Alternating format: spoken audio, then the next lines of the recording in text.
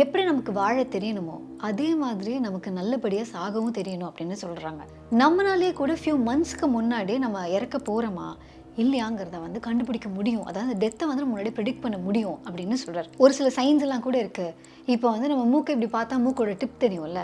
But கூடிய சீக்கிரம் இறக்க போகிறவங்க அப்படின்னா அவங்களால அவங்க நோஸோட டிப்பை பார்க்க முடியாது அப்படின்னு சொல்கிறாங்க.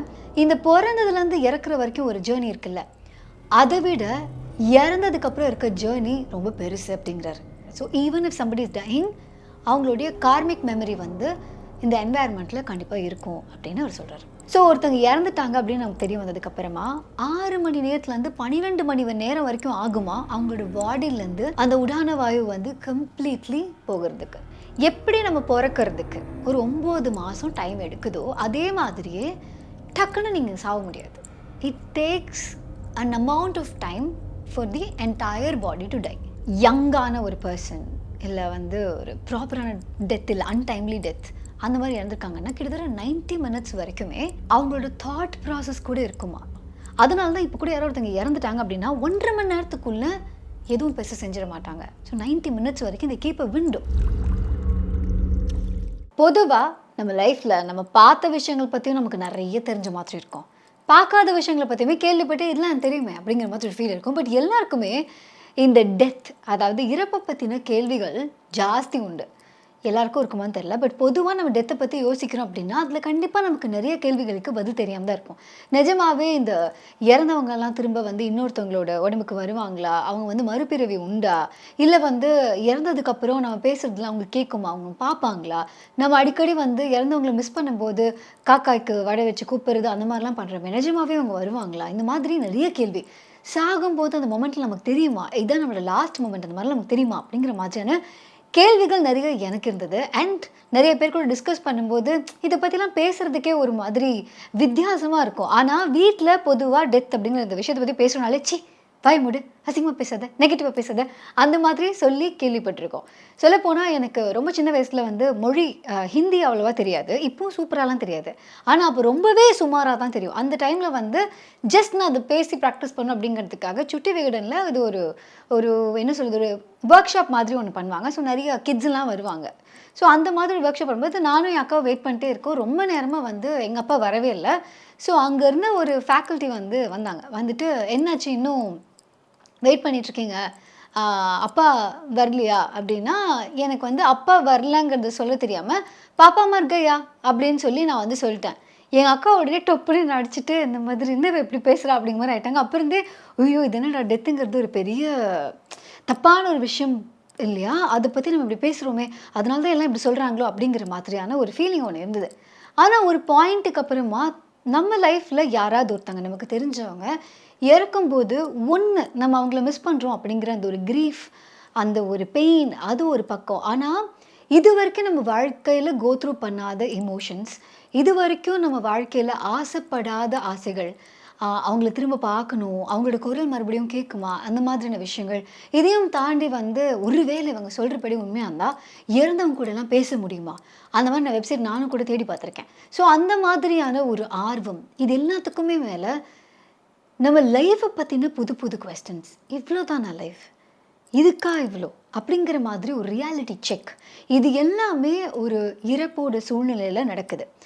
அதை சுற்றி இருக்கவங்களுக்கே வந்து ஒரு ஜோல்ட், ஒரு ஒரு லைட்டாக ஒரு நடுக்கத்தை கொடுத்துட்டு தான் போகுது ஒருத்தவங்களுடைய இறப்பு அப்படிங்கிறது. நார்மலாக நம்ம ரோட்டில் போகும்போது ஒரு ஆம்புலன்ஸ் கிராஸ் பண்ணும்போதும் இல்லை யாரோ ஒருத்தவங்க உயிர் பிரிஞ்சுட்டாங்க அப்படிங்கும்போதும் ஒரு எக்ஸ் ஆர் ஒய்யாக இருக்கிறத விட அவங்கள பற்றி ஏதாவது ஒரு விஷயம் நமக்கு தெரிஞ்சிருந்தா இன்னுமே நமக்கு அது பயங்கரமாக பாதிக்கும். பட் டெத் அப்படிங்கிறது ஒரு நெகட்டிவான ஒரு விஷயம் இல்லை. எப்போவுமே நம்ம லைஃப்பில் நம்ம பாடிக்குள்ளே இருக்கிற அந்த செல்ஸுமே டயத்துக்கு சாகலை அப்படின்னா அப்போ தான் அது கொடிய நோயாக கூட உருவெடுக்குது. ஸோ லைஃப் அண்ட் டெத் ஒவ்வொரு செகண்டும் நம்ம பாடிக்குள்ளேயும் பாடிக்கு வெளியிலையும் நம்ம பார்க்குற எல்லா இடத்துலையுமே நடந்துகிட்டே தான் இருக்குது.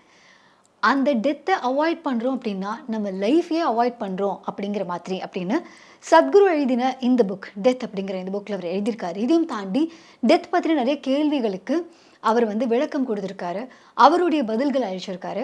ஸோ எனக்கு இதை பற்றின கேள்விகள் இருக்கும்போது ஒரு 2 வருஷத்துக்கு முன்னாடி நான் இந்த புக் எடுத்து படிச்சிருந்தேன். ஸோ 2 வருஷமா இந்த புக்க பத்தி பேசல. ஏங்க எப்படி ஐயோ! தீபாவளி வருதே! ஐயோ! பொங்கல் வருதே! ஐயோ! வந்து நியூ இயர் வருதே! இந்த மாரி டயத்துல வந்து இத பத்தி பேசலாமா? அப்படிங்கிற ஒரு ஒரு ஒரு தயக்கம் இருந்துட்டே தான் இருந்தது. பட் இப்போ வரைக்கும் ஐ ஃபீல் நம்மள சுத்தி இருக்கிற யாரோ ஒரு நபர், நமக்கு ரொம்ப க்ளோஸா இருக்க ஒருத்தவங்களுடைய டெத் நம்ம லைஃப்ல ஒரு ஒரு சேஞ்ச் ஒண்ணு உருவாக்கும். அண்ட் ஐ திங்க் அது நம்ம லைஃப்க்கு ரொம்ப தேவைப்படுற ஒரு மாற்றமா இருக்கும். லைஃப்ப பத்தின ஒரு புது புரிதல குடுக்கும். அப்படி என்னோட கேள்விகள் இருக்கிற சமயத்துல நான் எடுத்த புக்க பத்தி தான் இன்னைக்கு நம்ம பார்க்க போறோம். Death by Sadhguru.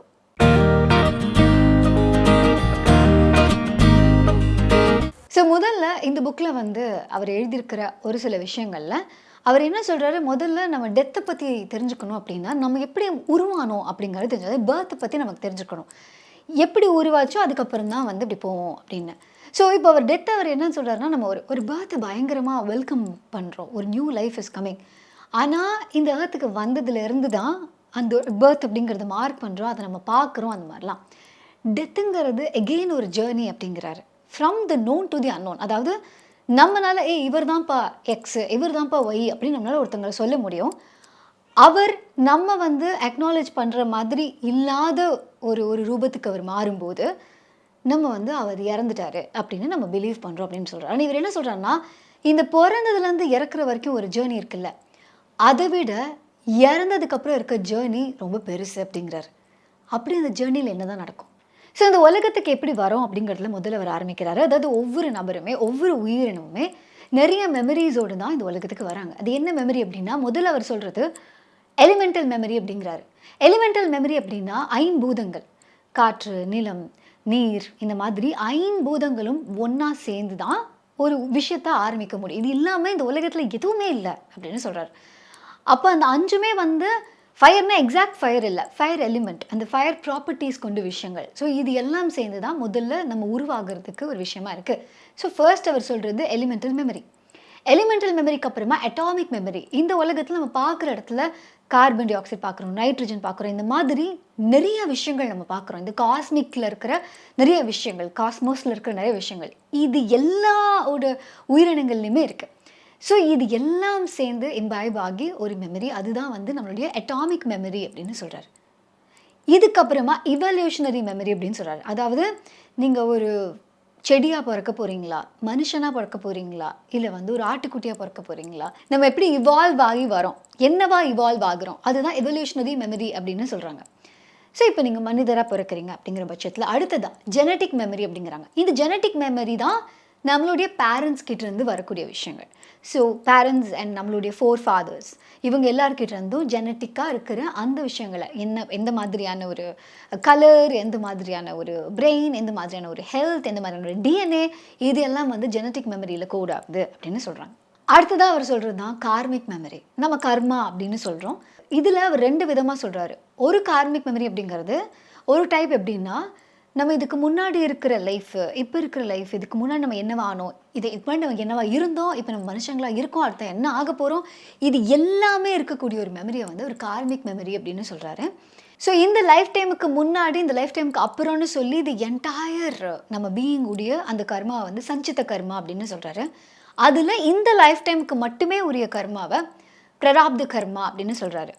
ஸோ அந்த கர்மாவை வந்து நம்ம இந்த லைஃப் டைம்ல ஸ்பெண்ட் பண்ணணும். அதுக்கு வந்து ஒரு எக்ஸாம்பிள் என்ன சொல்றாருன்னா, உங்களுக்கு மொத்தமா வந்து ஒரு 1000 யூனிட்ஸ் இருக்கு அப்படின்னா, அந்த 1000 யூனிட்ஸ்ல இந்த லைஃப் டைம்ல நீங்க ஒரு 100 யூனிட்ஸை you will have to spend அப்படின்னா, அந்த 100 யூனிட்ஸை நீங்க ஸ்பெண்ட் பண்ணிட்டு போனீங்கன்னா, the death is a proper death அப்படின்னு சொல்றாரு. நீங்க ஸ்பெண்ட் பண்ணிட்டீங்க அத. But due to various reasons நீங்க உங்களுடைய பிராப்த கர்மாவை வந்து நீங்க எக்ஸாஸ்ட் பண்ணல அப்படின்னா, அந்த டெத் வந்து ப்ராப்பரான டெத் இல்ல. Something is still missing. இதுதான் வந்து கோஸ்ட் அப்படின்னும் சொல்றாங்க. ஸோ இதுக்கப்புறம் நம்ம கோஸ்ட்ன்னு சொல்லக்கூடிய விஷயம். இவர் என்ன சொல்றாருன்னா, அந்த கர்மா முடிக்காம இன்னும் அந்த பாடியை விட்டு போயிருந்தாலும் அந்த கர்மா எக்ஸாஸ்ட் பண்ணாதனால ஸ்டில் இந்த இடத்துலயே இருக்கக்கூடியது. இந்த கார்மிக் மெமரிக்கு அப்புறமா அவர் சொல்லக்கூடிய மெமரிஸ் என்ன அப்படின்னா, unconscious memory, subconscious memory, conscious memory இது எல்லாமே மைண்ட் சம்மந்தப்பட்ட விஷயங்கள். ஸோ ஃபிசிக்கல் மெமரி இருக்கு, மைண்ட் சம்மந்தப்பட்ட மெமரி இருக்கு. இதுல இருக்கிற அந்த கார்மிக் மெமரி மட்டும் தான் நம்ம இறந்ததுக்கு அப்புறமும் அழியாதது அப்படின்னு சொல்றாரு. மற்றது எல்லாமே it will get transformed to one form of the other. But in the particular memory மட்டும் it will not be dead அப்படின்னு சொல்றாரு. So even if somebody is dying, அவங்களுடைய கார்மிக் மெமரி வந்து இந்த என்வாயர்மெண்ட்டில் கண்டிப்பாக இருக்கும் அப்படின்னு அவர் சொல்கிறார். ஸோ இப்போ ஒரு quality of life and quality of death பற்றி அவர் பேசும்போது, நம்ம வாழ்க்கையை முழுமையாக வாழ்ந்துட்டோமா இல்லையா அப்படிங்கிறதுக்கு இந்த பிராரப்த கர்மாவை நம்ம எவ்வளோ பேர்ன் பண்ணியிருக்கோம், எவ்வளோ இன்னும் பேர்ன் பண்ணாமல் 100 யூனிட்ஸ் கொடுத்தேன் நீங்கள் செலவு பண்ணாமல் வந்துட்டீங்களே அப்படிங்கிற மாதிரியான ஒரு கொஸ்டினோடு இருக்கும்போது அந்த லைஃப்பை நம்ம ப்ராப்பராக வாழலை அப்படின்னு அவங்க சொல்கிறாங்க. ஸோ இவர் என்ன சொல்கிறாங்க, அதனால தான் அந்த ஸ்பிரிச்சுவாலிட்டிக்கு போகிறவங்கள முதல்ல எடுத்தோன்னே அந்த ஸ்பிரிச்சுவல் இதில் அவங்க ஆரம்பிக்கும் போது இந்த ஜேர்னியில் நிறையா அவங்களுடைய ஃபிசிக்கல் ஒர்க் அவுட்டை ஜாஸ்தி பண்ணுவாங்க. Like they have to do this, they have to do that அப்படின்னு நிறைய வேலைகள் கொடுப்பாங்க. So that they can exhaust.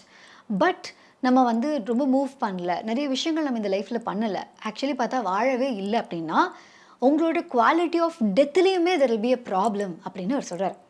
So இவர் என்ன சொன்னால், அந்த பிராரப்த கர்மா இப்போ ஒரு 100 யூனிட்ஸ் ஓகேவா, பட் அவங்க முன்னாடியே சொன்ன மாதிரி சஞ்சித கர்மாங்கிறது ஒரு 800 யூனிட்ஸ் இல்லை 1000 யூனிட்ஸ் இருக்குன்னு வச்சுப்போமே.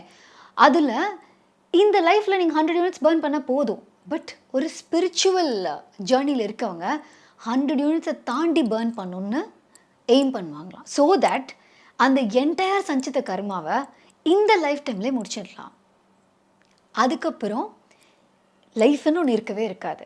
they will end their birth here. So இதுக்கப்புறம் அவங்க மறுபடியும் பிறக்க போகிறதே இல்லை as in any form.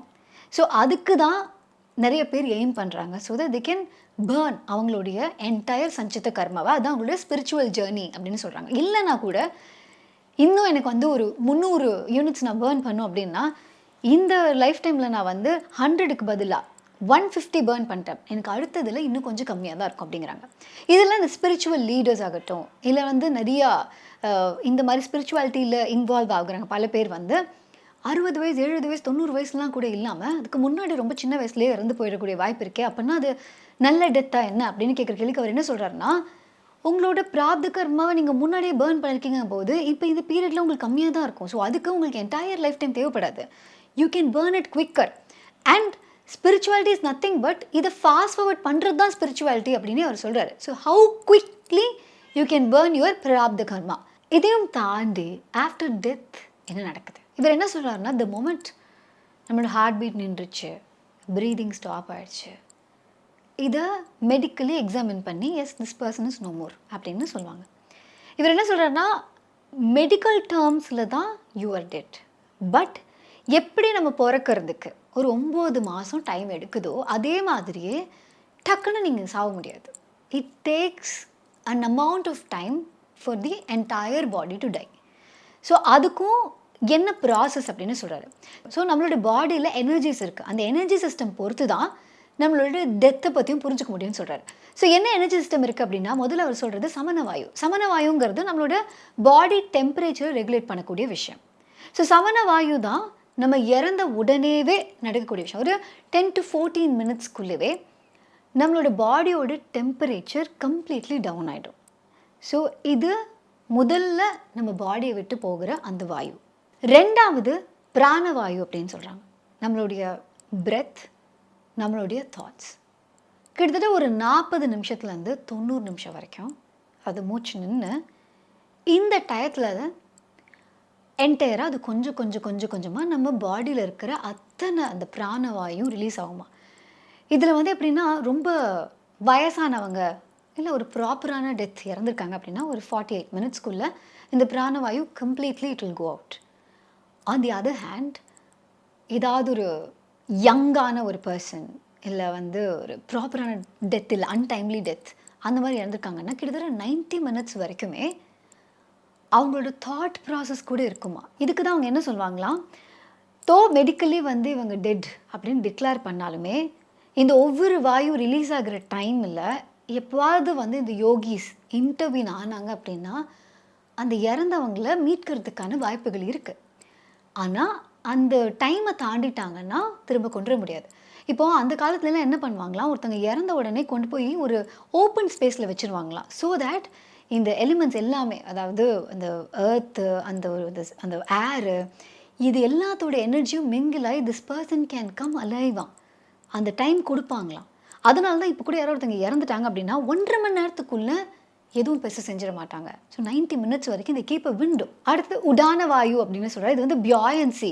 நம்ம வந்து ஒரு 50 கிலோ இருக்கோம், 60 கிலோ இருக்கோம் அப்படின்னாலுமே we don't feel that 50 kilo, 60 kilo. கரெக்ட்டா? ஸோ அதுக்கு இவர் என்ன சொன்னா, அதுக்கு வந்து இந்த பியாயன்சி, அந்த உடான வாயு தான் அதுக்கு காரணம் அப்படின்னு சொல்றாரு. ஸோ ஒருத்தவங்க இறந்துட்டாங்க அப்படின்னு நமக்கு தெரிய வந்ததுக்கு அப்புறமா 6 மணி நேரத்துலேருந்து 12 மணி நேரம் வரைக்கும் ஆகுமா அவங்களோட பாடியிலேருந்து அந்த உடான வாயு வந்து கம்ப்ளீட்லி போகிறதுக்கு. ஸோ இந்த டைம் வரைக்குமே யோகிஸ் கேன் இன்டர்வீன். அப்பன வாயு அப்படின்னு ஒன்று சொல்றாரு. என்னன்னா ஒரு சில நேரங்கள்ல அ நெறைய நேரங்கள்ல என்ன ஆகுமா, இறந்தவங்களோட பாடி அப்படி வச்சிருக்கும்போது திடீர்னு அவங்க கையோ, இல்ல காலோ அசைற மாதிரி இருக்குமா. அதாவது இந்த அப்பன வாயு அப்படின்னு சொல்றது வந்து சென்சரி சிஸ்டம் எல்லாம் அது பேஸ் பண்ணி தான் இருக்கு. அந்த வாயுவ பேஸ் பண்ணி தான் இருக்கு. இவர் என்ன சொல்றாருன்னா, ஒரு 8 to 18 ஹவர்ஸ் வரைக்குமே இந்த இந்த வாயு வந்து அவங்க பாடியிலேருந்து போறதுக்கு அவ்வளோ நேரம் எடுக்கும். இதுக்கு நடுவுல அவங்களுக்கு சென்சேஷன்ஸ் கொஞ்சம் கொஞ்சம் இருக்கும். ஸோ என்ன ஆகும்னா, அவங்க லைட்டா அதுக்கு ரியாக்ட் பண்ற மாதிரி இருக்கும். பட் அது கொஞ்சம் கொஞ்சமா it is leaving the body. 8 to 18 hours ஆகுமா. கம்ப்ளீட்லி இந்த அப்பன வாயு உங்க பாடியிலேருந்து போறதுக்கு. இந்த வியான வாயு அப்படிங்கிறது ஃபைனலா சொல்றாரு. அது என்னன்னா, நம்மளோட என்டையர் செல்ஸ் எல்லாம் அவன் தான் பாதுகாத்துட்டு இருக்கான். So he takes care of the preservation. நம்ம பாடிய நல்லபடியா பிரிசர்வ் பண்ணி வைக்கிறதோட வேலை தான் வியான வாயுவோட வேலை. ஸோ இது எப்போ பாடியிலேருந்து கம்ப்ளீட்டா போகும் அப்படின்னா, 11 நாள்லேருந்து 14 நாள் ஆகுமா, நம்ம பாடிய விட்டு இந்த வியான வாயு அப்படிங்கிறது போறதுக்கு. ஸோ நம்ம கேள்விப்பட்டிருக்கிறதுல திருமூலர் அப்படின்னு ஒரு முனிவரை நம்ம கேள்விப்பட்டிருப்போம். ஸோ அவர் வந்து கைலாசத்தில பல வருஷம் இருந்துட்டு, அகஸ்திய முனிவரை பார்க்கறதுக்காக இங்க சவுத் இந்தியாவுக்கு வந்திருக்காரு அவர். அப்படி வர வழியில என்ன இருக்கு அப்படின்னா, ஆடு மேய்க்கிற பையன். அந்த பையன் வந்து அவனுக்கு ஜஸ்ட் பாம்பு கடி டக்குன்னு கடிச்சிருச்சு. கடிச்ச உடனே இவருக்கு என்ன பண்ணணும்னு தெரியல. அந்த பையன் வந்து இறந்து போற நிலைமையில இருக்கான். ஆடெல்லாம் அந்த பையன பார்த்து பயப்படுது. ஏன்னா, அந்த பையனுக்கு உயிர் போகுதே அப்படின்னு சொல்லிட்டு பயப்படுது. உடனே இவர் என்ன பண்றாரு, சரி அந்த ஆடுக்காக கொஞ்ச நேரம் அந்த பையனோட உடம்புல போயிட்டு, அந்த ஆடெல்லாம் எங்க போய் சேர்க்கணுமோ அங்க போய் சேர்த்துட்டு, அதுக்கப்புறமா நம்ம மறுபடியும் நம்ம உடம்புக்கு வந்துக்கலாம் அப்படின்னு சொல்லிட்டு, தன்னோட உடம்ப ஒரு இடத்துல விட்டுட்டு, அவரு என்ன பண்ணியிருக்காரு, கூடு விட்டு கூடு பாய்ஞ்சிருக்காரு. மூலர் அப்படிங்கிற அந்த ஆடு மேய்க்கிறவரோட உடம்புல. உள்ள இப்ப வந்து அந்த மாரி ஆடுகளையும் ஒண்ணா கொண்டு போய் சேர்த்தாச்சு. அதுக்கப்புறம் ரிட்டர்ன் வந்து அவரோட பாடி எடுத்துக்கலான்னு பார்த்தா, அவரோட பாடிய காணோம். அப்புறம் அவரு வந்து அந்த மூலரோட உடம்புலயே வந்து அவரு வாழ்ந்துட்டாரு. அந்த மூலர் அப்படிங்கிற அந்த ஆடு மேய்க்கிற பையனுக்கு திடீர்னு இவ்ளோ அறிவா? அப்படின்னு சொல்லிட்டு, அவர் அந்த ஊரே கொண்டாடுது. அப்போ அந்த ஆடு மேய்க்கிற பையனுக்கு ஒரு மரியாதை குடுக்கணும் அப்படிங்கிற பேர்ல தான், திருமூலர் அப்படிங்கிற பேரே அவருக்கு வருது. அதுக்கு முன்னாடி சுந்தரனார் அப்படிங்கிறது தான் அவருடைய பெயர். ஸோ இந்த மாதிரி இந்த கூடு விட்டு கூடு பெயர்றத பத்தியெல்லாம் இவர் இந்த புக்ல வந்து பேசியிருக்காரு. அண்ட் இவங்க என்ன சொல்றாங்கன்னா, இதெல்லாம் யோகிக் பிராக்டிஸ்ல வரக்கூடிய ஒரு ஒரு சில விஷயங்கள். அப்ப இவ்ளோ பாசிட்டிவ் எனர்ஜி இருக்கும்போது, நெகட்டிவ் எனர்ஜின்னு ஒண்ணு இருக்கா? ஆ அது வந்து பாசிபிளா? அப்படின்னா, இவர் வந்து இருக்கு அப்படின்னு சொல்றாரு. அவர் என்ன சொன்னாரு, முன்னாடி சொன்ன மாரி இந்த பிராரப்த கர்மாவ வந்து பர்ன் பண்ணாம இருக்கவங்க இன்னும் வெளியில இருக்கலாம். ஆனா, அவங்களுக்கு வந்து தனியா இன்டென்ஷன் அந்த மாரி பிரெயின் அப்படியெல்லாம் ஒண்ணு இருக்காது. They don't have that power. But அவங்க இருக்கிற அந்த எனர்ஜிய உங்களால ஃபீல் பண்ண முடியும். இல்ல உங்களோட எனர்ஜிய அவங்க லைட்டா டிஸ்டர்ப் பண்றாங்க அப்படிங்கும்போது, உங்களுக்கு அது ரொம்ப அன்கம்ஃபர்டபுளா இருக்கலாம். இதையும் தாண்டி இன்னும் இந்த அக்கல்ட் பிராக்டிசஸ் அப்படிங்கிறதெல்லாம், அதுவும் ஒரு யோகிக் பிராக்டிஸ் தான். அத இன்னுமே பண்ணக்கூடிய மக்கள் இருக்காங்க அப்படின்னு இவர் சொல்றாரு. இதுல நமக்கு நார்மலா உயிர் போகுது அப்படின்னா, அந்த உயிர் போகும்போது நம்ம உடம்புல இருக்கிற சக்ரா, கிட்டத்தட்ட 114 சக்ராஸ் இருக்காம். அதுல வந்து 112 சக்ராஸ் வந்து நம்ம பாடியில இருக்கு. 2 வந்து வெளியில இருக்காம். அந்த 112 சக்ராஸுமே 7 கேட்டகரி நம்ம பாடியில இருக்கும் அப்படின்னு சொல்றாங்க. இதுல எந்த இடம் வழியா நம்மளோட உயிர் பிரியுதோ, that will determine the quality of our death அப்படின்னு சொல்றாங்க. இதுல பெரினியம் வழியா தான், அதான் இருக்கிறது லோயஸ்ட்டா. பெரினியம் வழியா வந்து நம்மளோட உயிர் பிரியுது அப்படின்னா, that is the most bad death அப்படிங்கிறாங்க. அப்புறம் நேவல் கீழ ஒரு பாயிண்ட் இருக்கு. அதுக்கப்புறம் வந்து ரிப் கேஜ் மீட் ஆகுற இடத்துல ஒரு பாயிண்ட் இருக்கு. தொண்டையில ஒரு பாயிண்ட் இருக்கு. ஐப்ரோஸ்க்கு நடுவுல ஒரு பாயிண்ட் இருக்கு. அப்புறம் வந்து உச்சந்தலையில ஒரு பாயிண்ட் இருக்காம். ஸோ இந்த மாதிரி ஒவ்வொரு இடத்துல இருக்கிற பாயிண்ட்லேருந்து உயிர் பிரியும் போது உங்களோட ஆஃப்டர் லைஃப் உடைய குவாலிட்டி டிட்டர்மைன் ஆகும். இதில இந்த யோகிஸ் மட்டும் தான் இந்த டாப் மோஸ்ட் ஸ்கல் வழியா அவங்களோட உயிர வந்து அவங்க அவங்க டிசைட் பண்ணி தே லீவ் பை தட் வேயா. ஸோ அந்த வழியா போறது எப்படி தெரியும்னா, ஒரு சில பேரோட யோகிஸோடைய அந்த மண்டை ஓட்ட எடுத்து பார்த்தா, இங்க ஓட்டையே இருக்குமா. எப்படி ஒரு குழந்தைக்கு மேல ஃபுல்லா ஃபார்ம் ஆகாத மாதிரி ஒரு ஸ்பேஸ் இருக்கும் இல்லையா? அதே மாதிரியே தன்னோட லைஃப்பை இந்த டைம் இந்த ஸ்பேஸில் நான் இப்படி தான் போகணும்னு சொல்லிட்டு இந்த பாடியை ட்ரெஸ் மாதிரி கழட்டிட்டு போகிற அளவுக்கு ஒரு யோகிக்கு தெரிஞ்சதுன்னா அவங்க சமாதி அடையும் போது இந்த மாதிரி ஒரு வேவை யூஸ் பண்ணி அவங்க போகலாம் அப்படின்னு சொல்கிறாங்க. அண்ட் அப்படி போகிறவங்களுக்கு there is no next life. இதையும் தாண்டி இறந்ததுக்கப்புறம் ஒருத்தங்களை வந்து புதைக்கணுமா இல்லை வந்து எரிக்கணுமா, ஏன் புதைக்கணும், ஏன் எரிக்கணும், இந்த அக்ரிகல்ச்சர் பண்ணுறவங்கெல்லாம் வந்து பயங்கரமாக பாடிக்கு எஃபர்ட் போட்டு அது இதுன்னு பண்ணுறதுனால அவங்கனால இந்த பிராப்த கர்மா, நாட் ஜஸ்ட் ஃபிசிக்கல் ஆக்டிவிட்டி, நிறைய விஷயங்கள் பண்ணி தான் அந்த கர்மாவை பேர்ன் பண்ண முடியும். பட் அவங்களால அதை பேர்ன் பண்ண முடியுது அப்படிங்கிறதுனால அவங்களெல்லாம் வந்து ஆக்சுவலி என்ன பண்ணுவாங்களாம், புதைப்பாங்களாம். ஆனால் இந்த போருக்கு போகிற வீரர்கள், சக்திரியாஸ், அவங்கெல்லாம் வந்து போரில் எந்த டயத்தில் எப்படிப்பட்ட சாவு அவங்களுக்கு நிகழ்ந்திருக்கும்னு நமக்கு தெரியாது. ஸோ அவங்க ஏர்லி டெத்தை அடைஞ்சிருக்கிறதுக்கு வாய்ப்பு இருக்குது. அவங்களோட பிராப்த கர்மாவை அவங்க பேர்ன் பண்ணாமல் போயிருக்கிறதுக்கும் வாய்ப்பு இருக்குது. அவங்களெல்லாம் கண்டிப்பாக எரிக்க தான் செய்வாங்களாம்.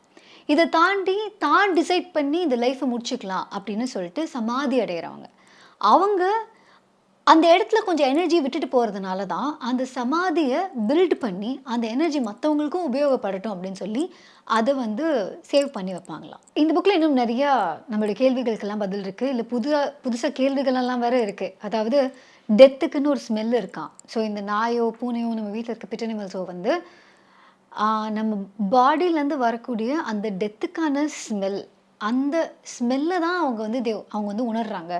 அதனால தான் வந்து அவங்களுடைய ஓனருக்கு உடம்பு சரியில்லாமல் போகுது, தேர் கோயிங் டு டை அப்படின்னா அந்த வீட்டில் இருக்கிற உயிரினங்களுக்கு தெரியுது அப்படின்னு சொல்கிறாங்க. இன்னொன்று, நம்ம ஆஸ் ஹியூமன் பீயிங்ஸ் நம்ம வந்து பாடியோட அந்த அண்டர்ஸ்டாண்டிங், அந்த லாங்குவேஜ் அதுலேருந்து ரொம்ப தள்ளி வந்துட்டோம், ரொம்ப டிஸ்ட்ராக்ட் ஆகிட்டோம். அப்படி இல்லைன்னா நம்மளாலே கூட ஃபியூ மந்த்ஸ்க்கு முன்னாடியே நம்ம இறக்க போகிறோமா இல்லையாங்கிறத வந்து கண்டுபிடிக்க முடியும். அதாவது டெத்தை வந்து முன்னாடியே ப்ரெடிக்ட் பண்ண முடியும் அப்படின்னு சொல்கிறார். அதில் வந்து ஒரு சில சைன்ஸ் எல்லாம் கூட இருக்குது. இப்போ வந்து நம்ம மூக்கை இப்படி பார்த்தா மூக்கோட டிப் தெரியும்ல, பட் கூடிய சீக்கிரம் இறக்க போகிறவங்க அப்படின்னா அவங்களால அவங்க நோஸோட டிப்பை பார்க்க முடியாது அப்படின்னு சொல்கிறாங்க. அண்ட் இதே மாதிரி இன்னும் நிறைய விஷயங்கள் வந்து அவர் சொல்கிறார் டெத்தை பற்றி, டெத்துக்கான ஸ்மெல் பற்றி. அண்ட் அப்போ இந்த சூசைட்லாம் பண்ணுறாங்களே அவங்களோட ஆஃப்டர் லைஃப் எப்படி இருக்கும், அந்த ஆர்கன்ஸ்லாம் நம்ம டொனேட் பண்ணலாமா, இந்த மாதிரி நிறைய கேள்விகளுக்கு அவர் வந்து இந்த டெத் அப்படிங்கிற இந்த புக்கில் வந்து நிறைய விஷயங்கள் அவர் எக்ஸ்பிளைன் பண்ணியிருக்காரு. ஸோ அதனால் இந்த சத்குரு அவர்கள் எழுதின இந்த டெத் அப்படிங்கிற இந்த புக் நீங்கள் வந்து வாங்கி படிக்கணும் அப்படின்னா தமிழ்லேயும் இருக்குது. ஸோ அதுக்கான லிங்க் கீழே இருக்குது. இந்த லிங்கை கிளிக் பண்ணி இந்த புக்கை நீங்கள் வாங்கி படிக்கலாம். இதையும் தாண்டி இந்த புக்கில் சொல்லப்பட்ட ஒரு முக்கியமான விஷயம் என்ன அப்படின்னா, சாவை பற்றி பேசக்கூடாது, சாவு ரொம்ப நெகட்டிவ், அந்த மாதிரி யோசிக்கிறத தாண்டி everybody is going to tie someday. எப்படி நமக்கு வாழ தெரியணுமோ அதே மாதிரி நமக்கு நல்லபடியாக சாகவும் தெரியணும் அப்படின்னு சொல்கிறாங்க.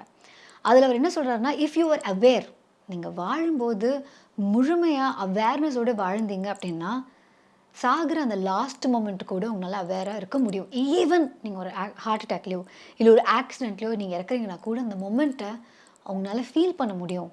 அண்ட் இந்த லைஃப் அண்ட் டெத்துக்கு நடுவில் அந்த ஒரு டான்ஸ், அதை பற்றி தான் இந்த புக் இருக்குது. So if you want to read, நீங்கள் இந்த புக்கை வாங்கி படிக்கலாம். இந்த வீடியோ உங்களுக்கு பிடிச்சிருந்தது அப்படின்னா லைக் பண்ணலாம். கமெண்ட்டில் என்ன சொல்கிறது, எனக்குன்னு தெரியாது டெத்தை பற்றி, உங்களுக்கும் தெரியுமான்னு தெரியல. ரிலேட்டபிளாக இல்லாத விஷயங்கள் இது 1000 இருக்குது. ரிலேட்டபிளாக ஏதாவது ஒரு விஷயம் உங்களுக்கு இருந்தது சம்வேர், எஸ் நான் இதை எங்கேயோ பார்த்துருக்கேன், இது நான் கேள்விப்பட்டிருக்கேன், இல்லை பற்றி நான் கேள்விப்பட்டிருக்கேன், அந்த மாதிரி தான் இருந்ததுன்னா நீங்கள் கமெண்ட் பண்ணலாம். ஏன்னா எனக்கு கூட என்னோடய ஃப்ரெண்ட் ஒருத்தவங்க சொன்னாங்க, எங்கள் வீட்டில் வந்து எங்கள் பாட்டி வந்து வடக்கு பார்த்து உட்காந்துருக்காங்க அப்படின்னு, which means she is preparing her self for death. இதை தான் அனிமல்ஸும் பண்ணுமா. When they know they going to tie, அவங்க நம்ம இருக்கிற இடத்த விட்டு, நம்ம பிடிச்சவங்களை விட்டுட்டு அவங்க தள்ளி போய் யாருக்கும் தெரியாமல் தான் தே டை. ஸோ அவர் என்ன சொல்கிறாருன்னா, மிருகங்கள் கூட தெரிஞ்சிருக்கு எப்படி சாகணுங்கிறது. நம்ம தான் அந்த ஆர்ட்டை கொஞ்சம் கொஞ்சமாக வந்து மிஸ் பண்ணிக்கிட்டு இருக்கோம். அண்ட் த புக் ஷோவில் இதே மாதிரி நிறைய புக்ஸ் நம்ம ரிவ்யூ பண்ணியிருக்கோம். வெரைட்டிஸ் ஆஃப் புக்ஸ், பிடிச்ச புக்ஸ், பிடிக்காத புக்ஸ், நமக்கு ஒப்பீனியன் இருக்க புக்ஸ், ஒப்பீனியனே இல்லாத புக்ஸ், அண்ட் நம்ம அக்ரி பண்ணுற விஷயங்கள் அண்ட் டிஸ்அக்ரி பண்ணுற விஷயங்கள் எல்லாமே வந்து த புக் ஷோ டாட்ல போனீங்கன்னா லிஸ்ட் ஆஃப் வீடியோஸ் நீங்கள் பார்க்கலாம். இவ்வளோ நான் பேசின விஷயங்களை முக்கியமாக பேய் இருக்குன்னு நான் படித்தது நைட்டு 12 மணிக்கு, சரியா? இதெல்லாம் நான் ஏமா வீடியோவாக பார்க்கணும் அப்படின்னா நீங்கள் வந்து பாட்காஸ்ட்டாக கேட்கலாம். த புக் ஷோடைய பாட்காஸ்ட் எக்ஸ்க்ளூசிவாக ஸ்பாட்டிஃபைல இருக்குது. கீழே லிங்க் கிளிக் பண்ணி நீங்கள் கேட்கலாம். அண்ட் நான் இந்த புக்கில் இருக்கிறது தான் இப்போ இங்கே மென்ஷன் பண்ணியிருந்தேன். பட் கரெக்டான கண்டென்ட் உங்களுக்கு, ஏன்னா இது நமக்கு தெரியாத ஒரு டெரிட்டரி அப்படிங்கிறதுனால இதை வந்து ப்ராப்பராக தெரிஞ்சுக்கணுன்னா அவரோட வீடியோஸ்லேயே அதை அவர் எக்ஸ்பிளைன் பண்ணியிருக்காரு. இல்லை புக்கு எல்லா லாங்குவேஜ்லேயும் இருக்குங்கிறதுனால you choose, you pick, you read. Okay, bye.